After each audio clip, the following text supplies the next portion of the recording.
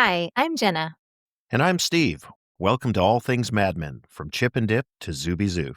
There's so much to love about this amazing show, and we're happy to connect to fans like us who discover new things with each rewatch. Be advised, while we aren't gratuitous with spoilers, they can pop up as we discuss character arcs through the final season. Let's get started with Mad Men C to Z. Welcome to Mad Men Season 4, Episode 3, The Good News.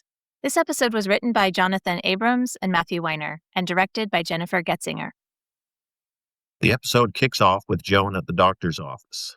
They're talking about Greg heading off for basic training and Joan coming off the birth control pill. This is the same awful doctor that Joan sent Peggy to in the pilot. He seems a little bit more sympathetic here when she says that she's worried about being able to have a baby.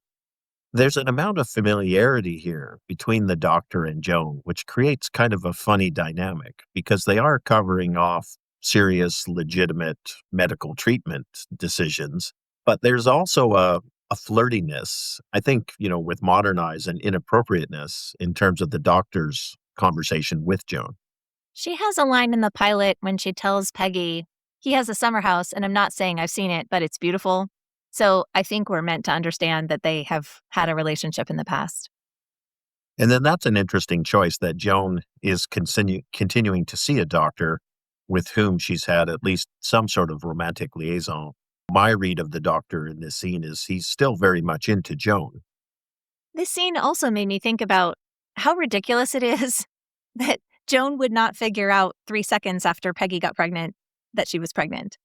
But I guess for the purposes of plot, that would bring Peggy and Joan closer together if they shared this secret. And personally, I would love to see them teaming up more often, but I also appreciate the tension between their different approaches in the office. And as a dude, I cannot speak with any personal experience of what one can or cannot sense when one's pregnant. But I do know these stories and personal experiences are all over the map there. So, okay, I'll accept the fact that they aren't aligned based on how the plot's laid out. But I'm with you. If they were more aligned, it would open up some opportunities that might be fun ones to experience as a viewer.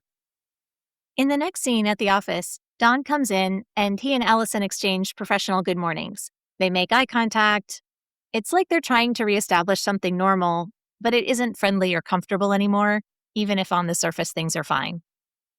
I was watching closely to see what was the interaction between them. But like you say, I don't even get a sense of real tension. It's just all very professional on the up and up. It doesn't feel strained. And that surprised me a bit because I figured there would be some tension there. I thought there was an openness that Allison used to have that she no longer has. So I do think that she has a bit of a guard up compared to where we've seen her before. In the scene, Harry comes into Don's office and asks him to stop in and check on a client while he's passing through LA.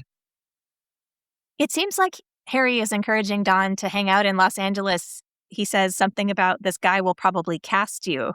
Harry would love to be Don's connection into a television career, I think. As Harry is dropping names, he also drops a racist comment about people running out of gas on the Triborough Bridge.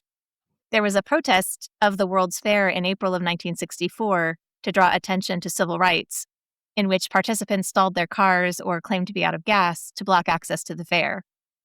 This comment is obviously a terrible look for Harry, but it's giving us this perspective, again, of people who find social change inconvenient without considering the broader picture. And I think it fits well with Harry's callow personality, right? He's rather oblivious to the civil rights struggle, so he thinks of the civil rights struggle only in terms of its practical impact upon his life and his commute. And we can also see the way Harry looks at life in California or visits there. It's an opportunity to hobnob and rub elbows with the right people. Maybe you can get cast. So we can see the attraction this has for someone like Harry. It's also a complete misread of Don Draper, who we know doesn't go in for any of that sort of thing at all, although his looks and being a creative genius give him entree into that world if he should choose it. But that's not Don's thing. For the first 3 seasons, Harry spent so much time actively climbing the corporate ladder and wanting attention and wanting kudos. And so it seems those things are well fed in this episode. When Harry leaves, Dawn asks Allison about her New Year's Eve plans. She's headed to Times Square, and he remarks there'll be sailors. So it feels like he's putting her back in this box of, oh, young women in the city who flirt and have fun. She's not someone who has any romantic or even sexual connection to him, all evidence to the contrary. And for her part, she isn't doing anything to try to make him jealous or flirt. She's not throwing sailors in his face or anything. It doesn't seem like she's pining for him or putting on any kind of show other than to be professional and pretend like they never had sex a week and a half ago. Yeah, in his commentary, Matt Weiner talks about Dawn's fake boss-like interest in her social life, polite office talk between two people who don't have any greater connection than the 8 hours they spend together in the office, and we know that's not the case. In the next scene, Joan goes to visit Lane in his office, and she's not pleased when the secretary tries to get into her business. Sandy, the secretary, is played by Bane Gibby, known for Enlightened, The Comeback, and Ladybird. Joan's very friendly to Lane and offers to pick up some fried chicken for him for lunch. We quickly see what's behind this friendliness when she talks about getting some more time off early in January. And Lane makes it clear that she's off for New Year's and that it's too soon for her to ask for additional time off. And we understand she wants to get pregnant, and she and Greg have tricky schedules for being together. She can't say that to Lane here. She can't say specifically, I need these particular weeks because these are the best weeks for us to be together.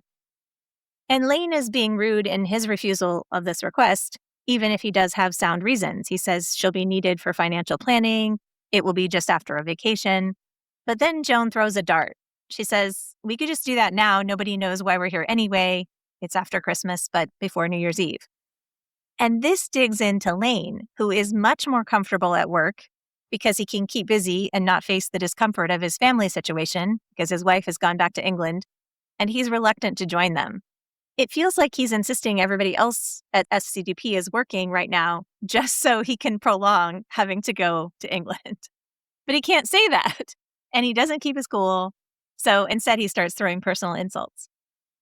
And I think it rubs him the wrong way that Joan is trying to manipulate him here. She's trying to grease the skids with the fried chicken offer, perhaps to a small extent, rely on her feminine wiles. And we can see Lane really chafing at this. And I think, like you mentioned, it stems from his frustrations with his marriage, just getting irritated here. And he snaps at her that, he's just going to be dizzy and powerless like other men, to her requests. And then, the extra jab that he throws at her is he tells her not to go and cry about the fact that he won't give her the extra time off. And that seems an odd choice because we've seen several secretaries weeping in the office, but we haven't seen Joan, I guess, other than when she was leaving Sterling Cooper. Joan has the no crying in the office rule, and she doesn't lose her cool. So it would be rude in any case, but because she's so professional, it highlights Lane's mistake rather than Joan's weakness. And Lane even doubles down on this mean thing because Joan has this very icy, excuse me, and she uses it. She pulls that out of her pocket whenever somebody has said something really terrible, and he repeats it. Don't go and cry about it. He yells it at her. So it's a really uncomfortable rift for something that started as manipulative, but if Lane wasn't having these problems, it doesn't seem like the excuses he's trotting out are really that legitimate that she couldn't have the time off. I don't see Joan as having crossed the line here with her request either. So, Lane can choose to accept it or not, but she's not crossed any line to make the request. I think Lane's lashing out at her is crossing a line, and I think she gives him a chance to draw back with the excuse me and that frigid Joan look. The fact that he doesn't pick up on that and take the opportunity, but instead doubles down on it, I think highlights for us that sometimes Lane doesn't deal with people in the best way and isn't reading the situation socially as well as he should. He jams one foot into the bear trap, and now he's got the second foot in there, and he had every opportunity to avoid it. Because of his emotional state, he's chosen not to. This is a great scene because Lane and Joan each have some private family issues and conflict here. And if either of them understood the truth about the other, they would be more patient with each other. But because they're both feeling the pressure of these issues, they're less patient at the moment. And it's brilliant because the audience understands, but they don't. It's such a contrast, too, as we cut from that scene into Don Draper in a convertible on the West Coast highway. And the wind's in his hair, the top is down on the car. We can see this beautiful California coastal topography. As we're watching it, we realize we're now seeing Don Draper morph into Dick Whitman. But it's interesting because Dick Whitman was poor and was escaping a bad home, and enlisting in the army was a step up for Dick Whitman. But now we've got this sort of new Dick Whitman who's got all the perks and privileges of a Don Draper and has shed his Dick Whitman origins.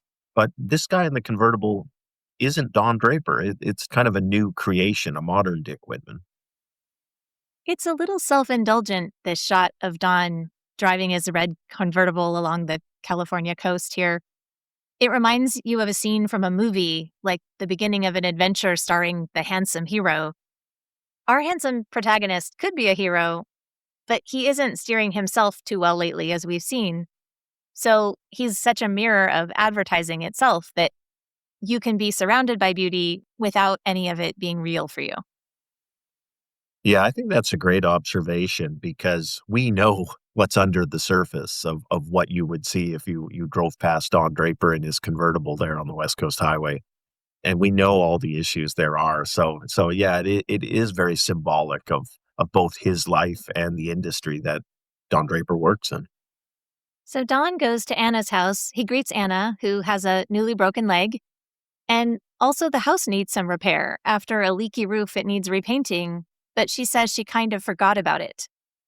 And this woman is Don's safe place. She forgot about the cosmetics. She forgot about the image while she was living her real life. And Don, of course, is opposite of that. And we can see how relaxed Dick Whitman is when he comes in the house. He fixes her a drink since her leg is broken. Even when Sister Patty and niece Stephanie come through the door, they know who Dick Whitman is, although we can tell that Patty struggles a little bit with exactly what is the relationship between Anna and Dick Whitman. Patty is played by Susan Leslie, who's had an assortment of appearances on shows like Gilmore Girls and The Big Bang Theory. Stephanie, Anna's niece, is played by Katie Lotz, who might be recognizable from Arrow and DC's Legends of Tomorrow. And yes, we can see from this scene that Patty is a little bit uptight. And remember, Anna mentioned the real Don Draper preferred her sister once upon a time. So you can see in this very short scene, there's love there, but friction, as in many families. And we can also see that Anna is really proud of her niece and enjoys her company. And as we typically have, anytime Don Draper's in the room, I think I look at Patty's daughter, Stephanie, and start to look for some sort of sexual tension between her and Don. Although in this case, Dawn is so much older than her, it feels like, okay, there probably shouldn't be, but we know Don Draper. So I find myself wondering, okay, is there going to be? I didn't think that because she was so young. She's very beautiful, but I didn't think of her as a match for him. Also, I think that it's interesting how the show has conditioned us to think that, like, is every woman in the world a possible plaything for Don Draper? I mean, that's messed up. Well, and not only that, I think John Hamm is very handsome. So we can see in the show's writing the effect that Don Draper has on women. So Don doesn't go out to the West Coast very frequently. When he saw Stephanie previously, she was probably, much more clearly a child or a minor. Now she's off living her life now. Let's see where this goes. Stephanie is majoring in political science, but of course, Anna, the piano teacher, thinks she should be studying music. Don asks if she sits in. The free speech movement was a response to university regulations against student-led political activism and restrictions against free speech and concerns about civil rights. So students at Berkeley organized protests sitting in the fall of 1964, and by January, administrators gave in. College students of this era were the first baby boomers, and more women were pursuing higher education as well, so universities across the country saw increased enrollment. In his commentary, Matt Weiner says that Stephanie is not a hippie, but she is very California in a sort of Jan and Dean way. It's an interesting contrast from the stereotypical hippie who's demonstrating. Stephanie's not that, but she does represent that new generation and freshness and freedom of California, which we know Dawn has had some friction with previously. Back at Joan and Greg's apartment, they're just passing in the night. She's coming in and he's on his way out. It's not crucial, but it's a little bit interesting because he makes a comment saying, "I love your chicken." And we know she had Caroline run out to get it from a restaurant and presumably brought that chicken home. And I feel like a woman like Joan would know how to cook just like she manages everything else. But it feels authentic to her character that she would have secrets from a partner like Greg. That, "Oh, I love your fried chicken that you make, Joan," but actually she runs down to the store. She has somebody else run to the store to get it. And we know she also lied to him about him being her first. So we can imagine there's a lot of telling him what he wants to hear. It feels to me, Joan, we know she's great at managing things and taking care of things. And it feels like she has to put a lot of effort into managing Greg and this relationship. But simultaneously, she can't let Greg have the impression that she's the one looking after everything. So she's stuck in this dance. And I think in this scene, the end of a long day for Joan, we can see that fatigue starting to wear on her. Clearly, she's not getting what she wants out of this relationship. And that's a source of frustration, turns into a bit of a fight between the two of them. They're fighting over their days off in January, and she's worried about him going to Vietnam after basic training, and they don't know what that will look like or if he'll go. There's an interesting symmetry between Joan and Lane here, because Greg argues Joan could just not go to work, and she says she'd lose her job. That's probably not true, but she won't risk it. So just like Lane prefers to be at work rather than face his family in England, there's something about Joan where she prefers going to work, where she has some control, to this uncertainty about Greg and their future. So neither of them are totally honest with themselves that their work lives are more satisfying than their home lives. And it also feels to me like this ham-handed advice from Greg. He's trying to make things work and come up with a action plan. And his plans are always half-baked and don't make a lot of sense. So he's throwing that out here. Well, you can just not show up to work. And it's his whole spontaneous enlistment in the army, this risk of him going to Vietnam and everything that I think is more objectively the root cause of the uncertainty in their life situation. So the notion that he continues to think that he's making plans and leading the way here, when really it's more about Joan trying to let him think he's leading the way while trying to keep him on the right path. In California, Dawn, Anna, and Stephanie are out for dinner, and the Beach Boys are playing on the jukebox. The song is "I Just Wasn't Made for These Times." It was released in 1966, and we're at the end of 1964, but who can blame them for using this song? The lyrics say, "I've been trying hard to find the people I won't leave behind." And each time things start to happen again, I think I got something good going for myself, but what goes wrong? And then, of course, the whole chorus, "I'm so sad." And it'll break your heart for Don Draper, no matter how much you're frustrated with him. It's a very sad reflection of his reality. And on top of that reality, personally for Don Draper, we know that professionally, the Mad Men are struggling with the power and influence of this new young generation, which is hostile to being told what to do or how to do it or what they want. Yet this whole industry is built upon that assumption that you can shape that and take advantage of it. And now it's a source of irritation and rejection from the young people. So in this little bit of jousting here between Dawn and Stephanie talking about things, Dawn says how Stephanie, meaning young people, are now the ones in charge, not the admin. He doesn't say it out loud, but I get the sense that he's implying that it was better the prior way where, the admin were telling the American people what they wanted. And we can see that Stephanie, symbolizing the youth movement here, is completely unapologetic and sticking to her guns in terms of youth's rights and role to try and lead this country to a better place. So it is a fun little discussion between the two of them where we get that classic Don Draper perspective and it's bumping into that new baby boomer youth culture of the mid-60s.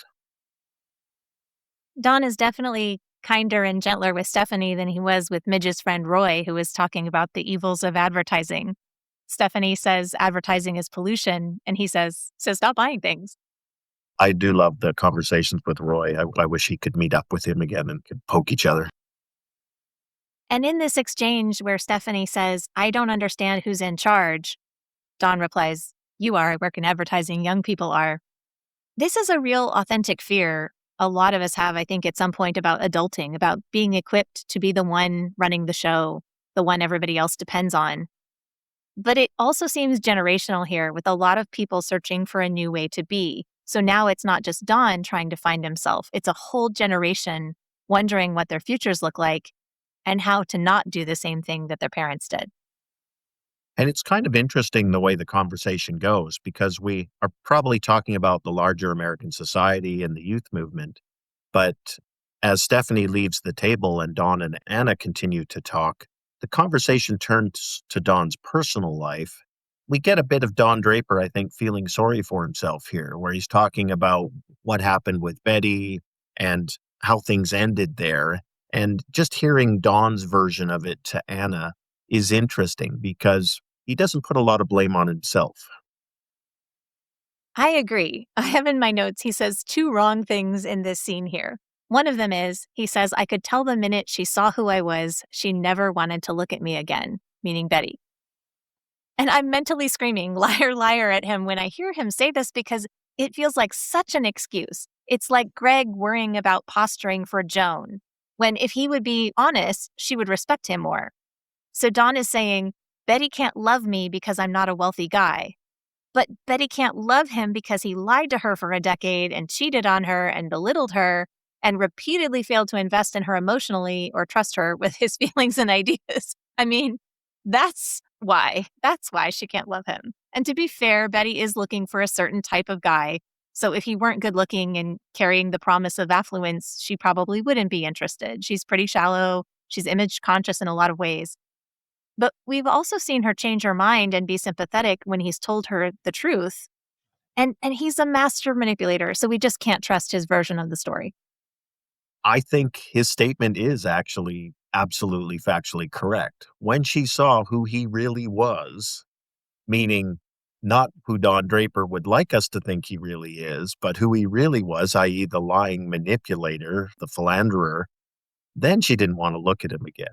Obviously, Anna's not reading it that way when she hears it from him, and it's the woe is me Don Draper version that he intends.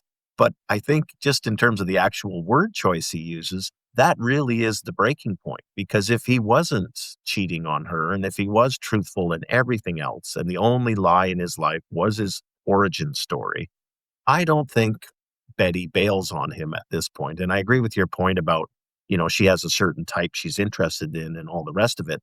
But Don Draper has achieved all that. So the idea that Don Draper sprang from Dick Whitman and now we're here in the present with successful Don Draper, I don't think that's a problem for Betty. Yeah, it's interesting because I think he's feeling sorry for himself and he's shading the story in a way to turn Betty into the villain here. But even in his story, I think there's a certain truth to what he's saying that perhaps he doesn't even intend in the way he said it. The second wrong thing Don says to Anna is that he felt relieved after he told Betty the truth, that he kept thinking how small it was. And Anna pushes back on that. Small? This lie was not small. So in one word, she's calling him out, and he covers over, brushes it off. I'm not sure if he's trying to make Anna believe in a better version of himself with these lies. I guess truth shading is more accurate.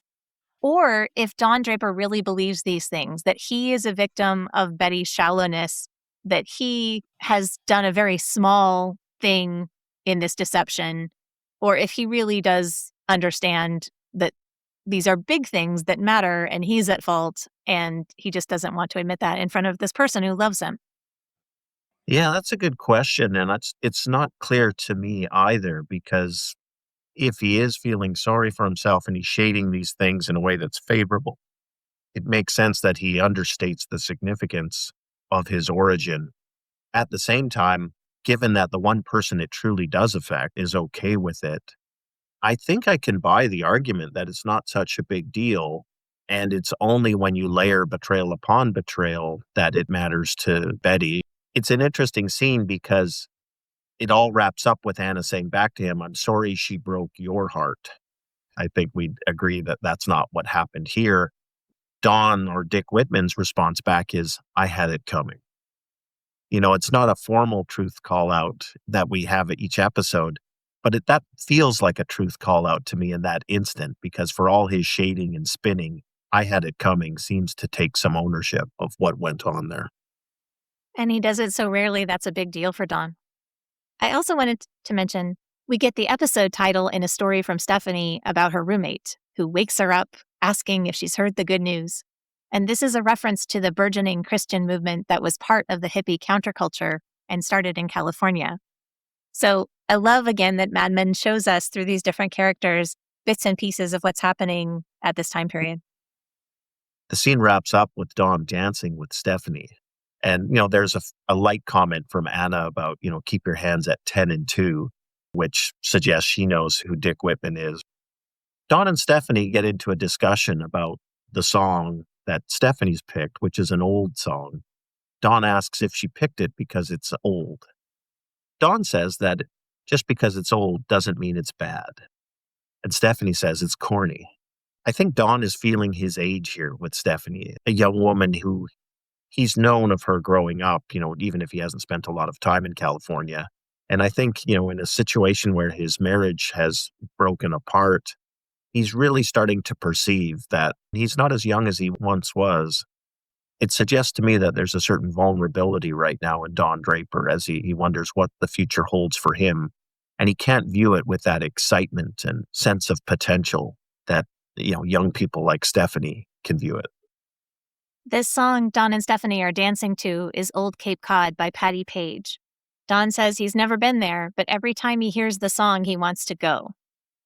There's a sadness in that. For all the things he has and so many things he's gotten to experience, there are still so many limits to life, so many things you could say yes to and go try. And you hear him being open to that, to being the kind of person who goes and discovers beauty in Cape Cod. But when is he going to get around to that? I mean, what is this genius doing with his one amazing life?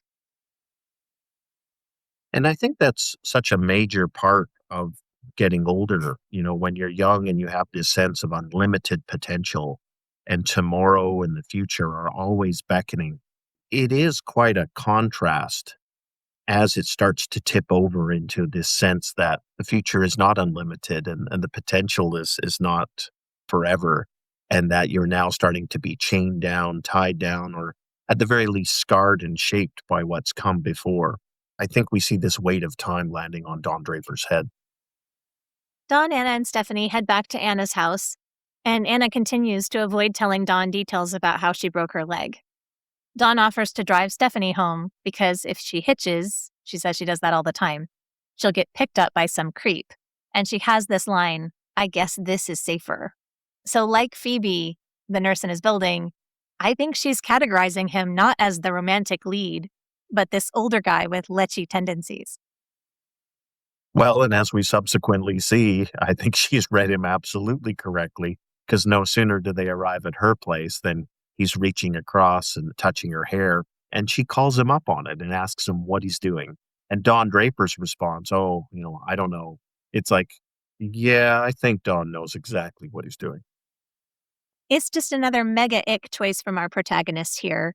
So he learned nothing from the mistake with Allison. He's willing to make this again here with Stephanie.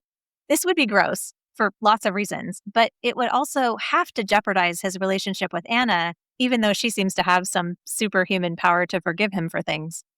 It's almost like he's a vampire. It's like he wants to drink the youth and optimism out of her because there's nothing she says that's so profound or intriguing. And he calls it out. His attraction is just that she's young and beautiful. Midge and Suzanne were sort of pre-hippies, I guess, but Don didn't really have time for that mindset.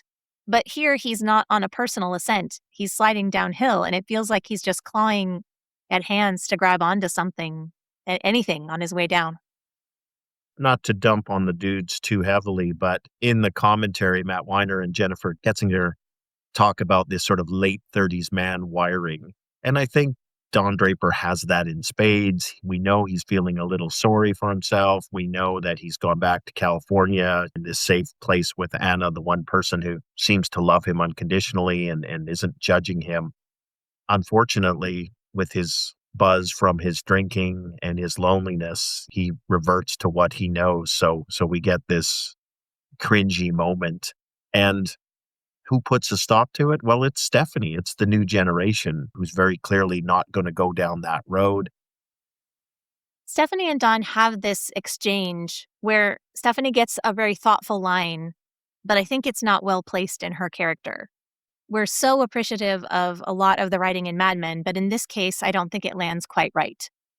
So when Faye talks about the conflict between what I want versus what others expect of me, we know the writers are talking about the show, but it also was in context of the character. But here, when Stephanie says, nobody knows what's wrong with themselves and everyone else can see it right away, she seems too young to have that conclusion. And it's not preceded by any particular conversational thread where it fits. So it feels like a conclusion the writers want the audience to see, and they gave it to Stephanie, but it doesn't really land for me here. Yeah, I like that observation. Maybe Freddie Rumsen is the one who needs to say that line, not Stephanie. Because if the youth are going to have the future, the potential, and the wisdom, well, we should just put all the olds on an ice floe and push them out to sea. From Don Draper's clumsy flirting, we now roll into the real bombshell. And it turns out Anna has cancer, and it's terminal. Not only is Anna dying, the family hasn't told her, so Anna doesn't know. Do you think maybe Anna does know and she's keeping that a secret to make it easier on the family? I do have that suspicion. And we know that Anna has a history of dealing with health issues. So she's not a novice, and she does seem pretty grounded and logical. So I suspect, the sister likes to think that Anna has no idea, but Anna can feel it. She knows her time is limited. Dawn is totally shocked by this revelation and argues that it's unfair and it's not right that they haven't informed Anna. And then we can see this profound emotional effect upon him. When he gets back from dropping Stephanie off, he sits on the sofa, and there's a bit of visual effects here as we see the night pass with Don Draper sitting on the sofa with a cigarette, trying to come to terms with this one person in his life who knows who he really is, where he comes from, and is okay with it, is going to be leaving. So by morning, Don decides he'll take some action. He's going to paint the wall. And this is a perfect thing for Don Draper to do. He's painting over a problem instead of addressing the real ones. He's spending time making something look better. As Anna comes out that morning and they start talking, we get a truth call out here when she says she saw a UFO and she started thinking of everything she was sure was true and how flimsy that might be. And Don's answer is, you don't need to see a UFO to know that. This line, I think, is another woman teaching Don something about his life, but it feels more organic than the one that Stephanie gave. And she follows it with something very kind, saying, I know everything there is to know about you, and I still love you, which is probably something Dick Whitman needs to hear 30 times a day just to start to get healthy. Except she doesn't know everything because he hasn't told her even close to everything. She doesn't know about Adam. She doesn't know about Stephanie last night. She doesn't know about his treatment of Betty. So we might even still imagine Anna would love him if she knew these things, but he knows she doesn't fully know the real him. So he can't accept that from her, I don't think. Yeah, and I think that's important because his lack of openness and transparency then creates these hooks that he can hang his insecurities on of what would she think if she knew, and have that eat and corrode at his faith even in this friendship. So it is problematic.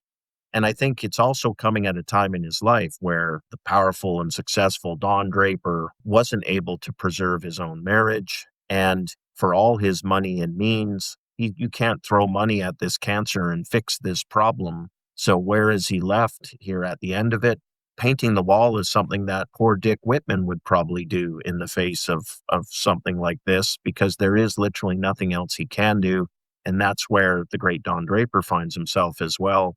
There is such a feeling of almost hollowness to this small little action of renewal and fixing of the house, even though we know that the only thing that matters here is the fact that Anna's life is ending. Anna's sister Patty arrives with a bag of groceries and finds Don in his underclothes painting, and she's predictably shocked by this. He goes outside and confronts Patty about not telling Anna, and true to form, he says, "I'm here now, and she's going to see some real doctors." So he's going to buy his way out of this problem, he thinks. And he loves Anna to the extent he can love anybody, and I think he would steamroll over Patty here. But then she says the most painful thing that cuts to the heart of all of his loneliness, and it just disarms him. Because she says, "You have no say in the affairs of this family." Don doesn't have a family, not a real one that he comes from, and he feels estranged from the one he built with Betty. Anna has been his family, and now Patty is saying he doesn't really belong there either. And her stinger line is, "You're just a man in the room with a checkbook." Yeah, that otherness, I think, really hits home with Dick Whitman as he tries to be supportive here and do right by Anna. He runs into Patty's perspective, and she makes it very clear that he's not part of their family and shouldn't overturn the decisions that she's making ostensibly in the best interests of her sister. We don't really get much of an argument out of Don in that moment. We can see his pain and frustration, but he doesn't have a sharp reply for her when she says this. This to me is another great example of writing in Mad Men, because we all have stories in our heads about ourselves and who we are. Maybe they're unflattering or overly flattering or both. And somebody will say something that redefines how we see ourselves. Maybe it's a wound or maybe it's a lift. And we've seen Don Draper be exceptionally talented and a sloppy drunk. And you can see him trying to be a hero for Anna here. He would give whatever money he could to make her well. He would stay if it would make her well. And then Patty puts him in this box. "You're not this family." And Betty said, "You never understood money." He's never understood family. So what is he going to say? He doesn't know. He doesn't know how to do this. Prior to going out to talk to Patty, he had mentioned to Anna about staying longer. And we can see this change in contrast as he comes back into the house to speak with Anna. He's completely changed now, and his whole demeanor is, "I have to go. I'm sorry. I thought I could stay, but I can't." So we can see that that conversation has really flipped him and laid out the limitations of what his options are. He's going to leave again. But when he goes back inside, you can see him take a breath, and I feel like he wants to tell Anna the truth. I think he thinks it's the right thing to do, and he almost does it. So why do you think he doesn't tell her? I think Don's honoring the request of Patty and Stephanie. They are family. They've got an approach to this. They are there every day or, frequently. He comes in, once every year or several years. I think he realizes that there's truth in the fact that he isn't really family as much as he feels fondly for Anna. And I think it's out of respect that he's complying with their request. I don't know. I think also, Don Draper, I think he's quick to look at running away as one of the options that he can take. And in this case, he can go away again and leave this behind, even though it's painful to him. I agree. I think it's both those things. I think Patty got to him and he doubts whether he has the right to tell Anna that maybe he needs to respect their family wishes. And I think he's a coward about dealing with his real feelings. And losing Anna is going to hurt like hell. And if he tells her, he's going to have to face it too. So if he avoids the conversation with her, he can pretend the pain away a little bit longer. And when Don says that he can come back again at Easter, it does sound like a very weak sort of throwaway thing to say, if Anna even survives as long as Easter. Yes, when Don says he has to go and Anna says, "Okay, I want you to do everything you want to do." I don't love that line from her to him. I think it diminishes her as a character for her to focus so wholly on his needs. But she isn't sacrificing her own life or interests in service of his, at least. And it does seem like she genuinely loves him. But he's like that friend who you only do what they want to do on the day that they're free to do it. It's just, okay, well, I've got to go. And, okay, like, I love that for you. Bye-bye.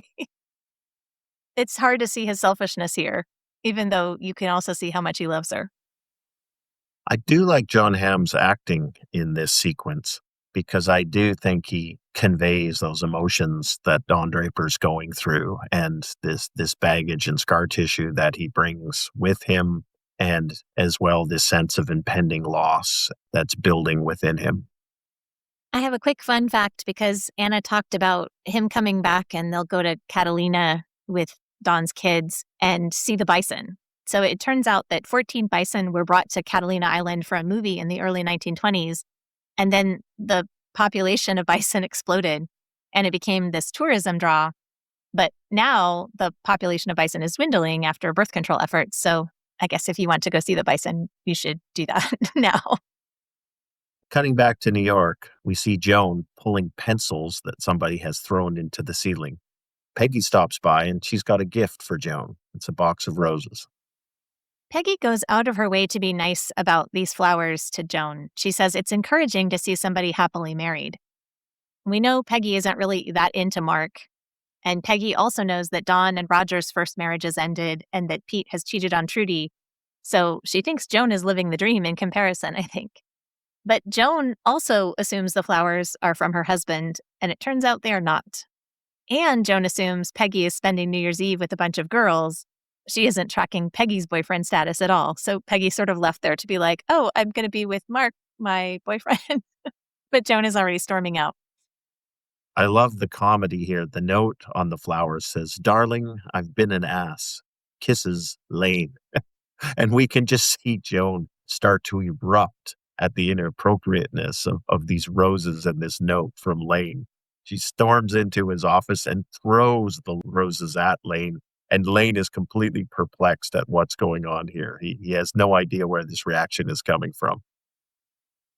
Very quickly, both Lane and Joan turn on Lane's hapless secretary, Sandy, who mixed up flowers that Lane was supposed to send to his wife, Rebecca, with the flowers he sent to Joan. And the note, the note that went to Rebecca read, "Joan, forgive me, Lane."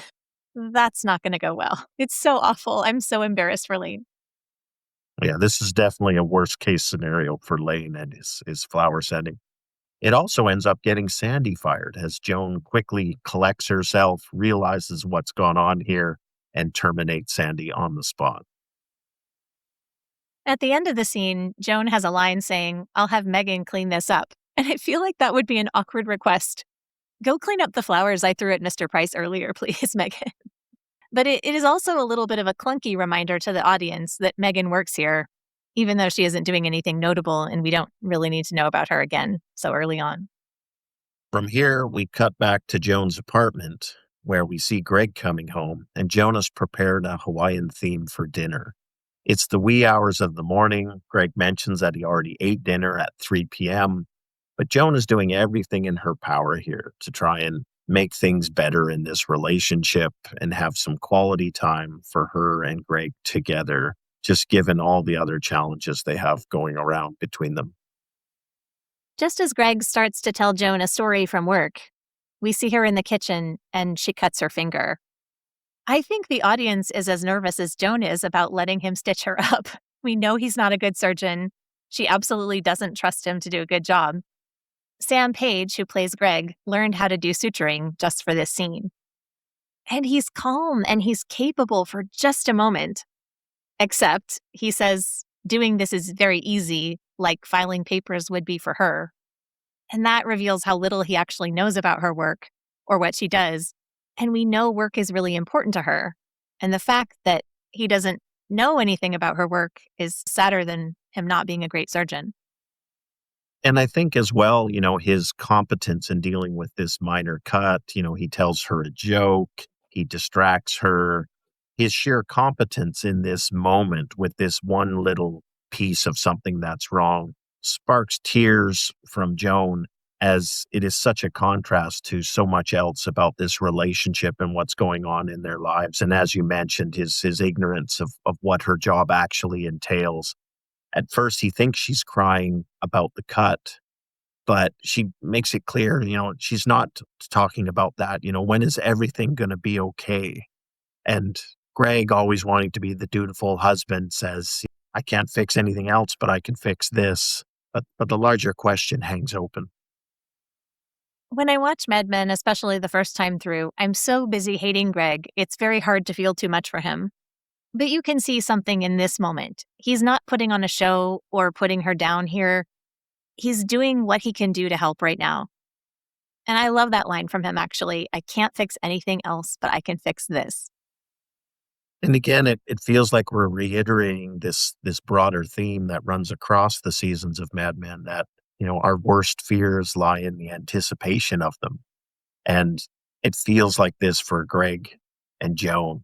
They don't know where the Vietnam War is going to pull him, trying to figure out this relationship. There's a lot of fear and stress wrapped up in those concerns. Back in California, we see Anna drawing a flower on the wall where Don was repainting. So where he was just covering over a mistake, she's adding something new and positive. She offers the paintbrush to him and he writes Dick plus Anna 64 on the wall near the floor. And our double dip question for this episode for our listeners is, what do you think Don should have written there? Was that the perfect thing to add, or could there have been a more honest or poetic or funny contribution and this was a missed opportunity?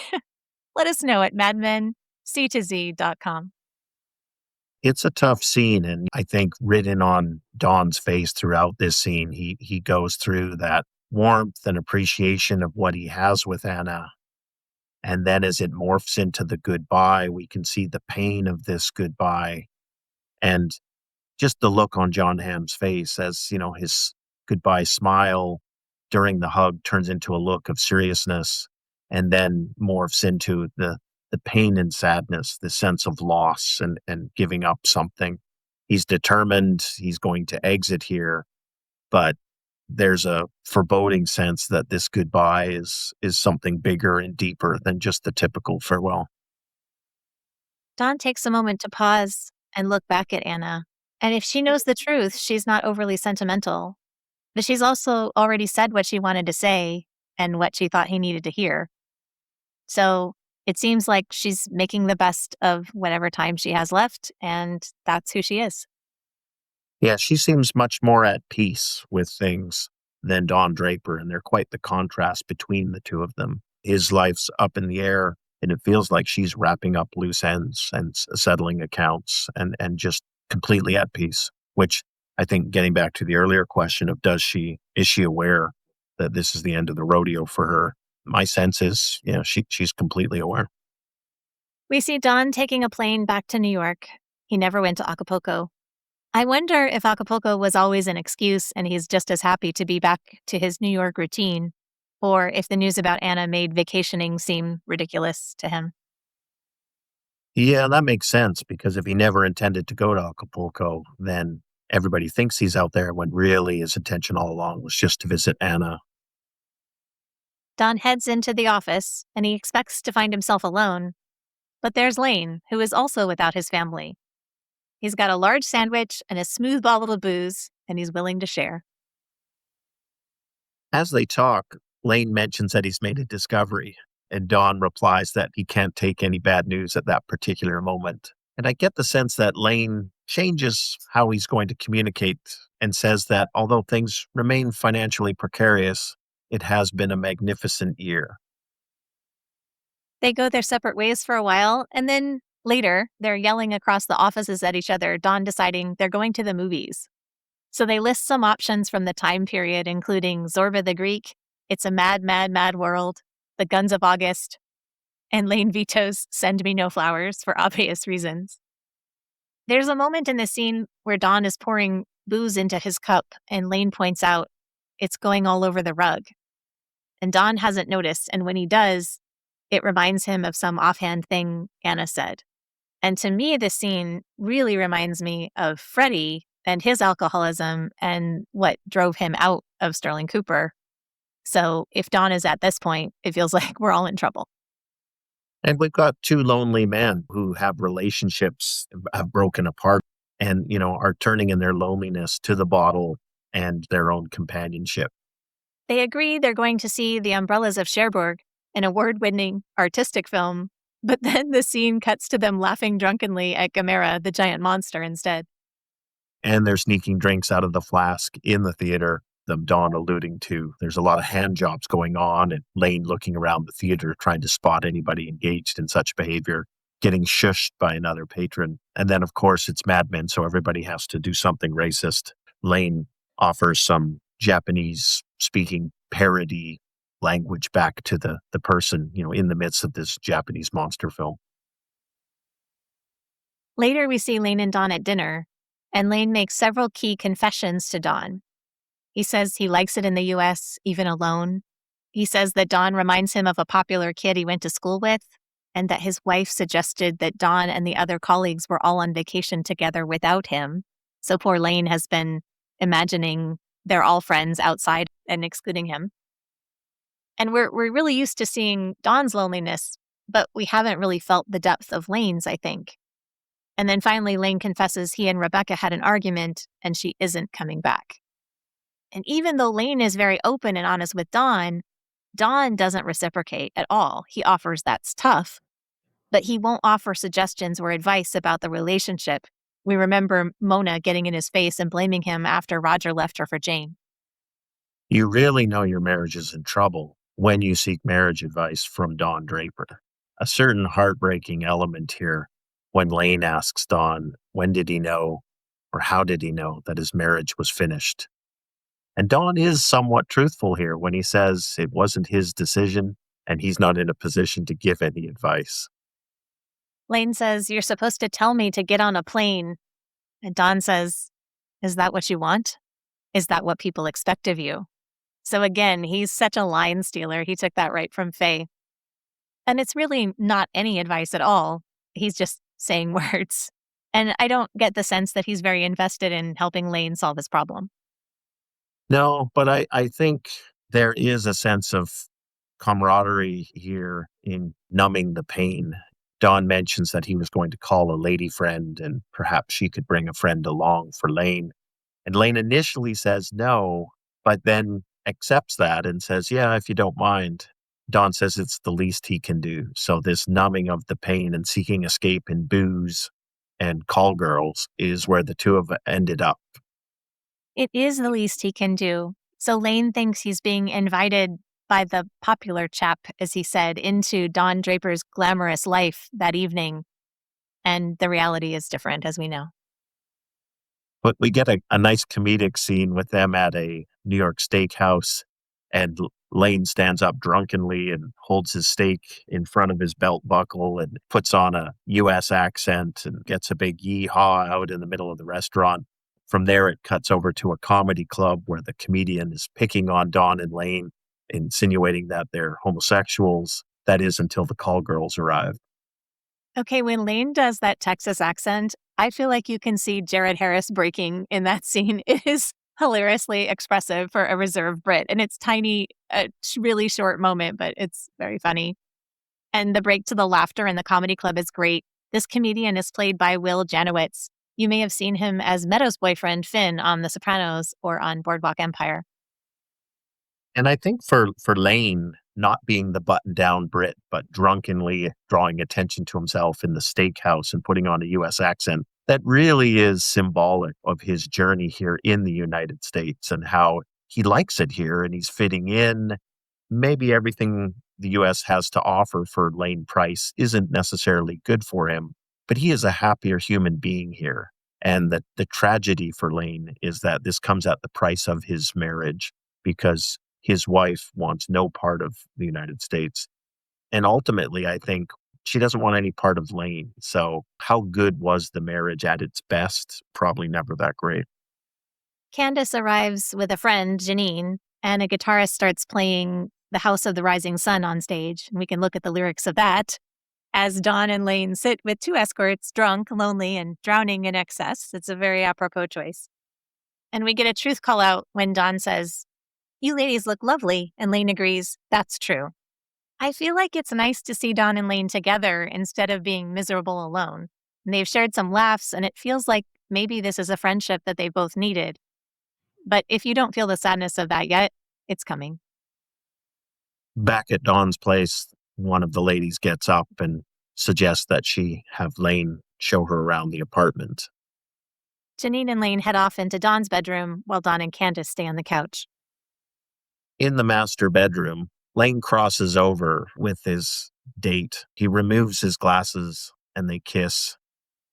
We can see that Lane is desperately starved for a little love and tenderness in the moment. Even if you have to procure it, it's filling in as a proxy for something that's just missing in his life. The irony is he's the nerdy doofus from the UK, but back out in the main room, we can see Don Draper pursuing the exact same escape from something that's lacking in his life. The next morning, Lane emerges completely polished from the bedroom. He won't wait around for coffee that Dawn's making, and he wants to pay for the girl from last night. It doesn't seem like Dawn is in a hurry to get Lane out of there, but Lane is ready to leave. And he thanks Dawn for the quote, welcome distraction. But it isn't a real life that anybody wants to aspire to. Dawn's life doesn't look very pretty in the morning after light when the alcohol is worn off. There's no greater purpose here. There's no laughter, no moving forward. It's just being stuck. I said he was like a vampire with Stephanie, and it's that way with Lane here as well. I mean, it's like you can join me on the dark side. Okay, that's Vader. but he's not walking an inspirational path here. And I think this morning, I don't think that Lane is really excited to repeat the evening. I think Lane's line too, thank you for the welcome distraction, really draws a nice contrast with Don Draper's life, because as Lane departs all put together and feeling, it appears, content about this distraction, it's not a distraction for Don Draper. This is, in fact, his life. So he strips the sheets, flops on the bed. He still looks like he may be a little hungover or buzzed. And there he is laying on a bare mattress in his empty, lonely apartment. So it hasn't been a welcome distraction from Don Draper. This has been a little tour of his actual life. And it's sad. Back at the office, as 6 of them gather around the table, we don't know much about how Roger, Harry, or Pete spent New Year's Eve. But for Dawn, Lane, and Joan, we know it wasn't what they hoped it would be. Joan gets the last line in the episode. Gentlemen, shall we begin 1965? It feels like they have come such a long way since the pilot. But Dawn looks bored at this meeting. Like, is this all there is? In our culture, there's so much focus on the new year and this fresh start and all the exciting possibilities. And it almost reminds me of the earlier conversation about, the young generation coming up and seeing the potential for society, their country, their own personal lives. But the gritty reality is a lot of it isn't going to be fresh and new. It's going to be more of the same, more of the deterioration, or the issues carry over. There are a lot of challenges ahead and there are no easy answers. Be interesting to see how 1965 shakes out. Our listener shout out today goes to Asheen M. from Belfast. We appreciate the follows and shares and support from every one of our listeners. Thank you. That's it for this episode of All Things Mad Men, from Chip and Dip to Zooby Zoo. Visit our website, madmenctozee.com, to vote for your favorite Sterling lines and to share your opinions on our double dip questions for each episode. You can find us on Instagram and YouTube at MadmenC2Z, and please listen, like, and subscribe. That's what the podcast's for. Thanks for listening, everybody.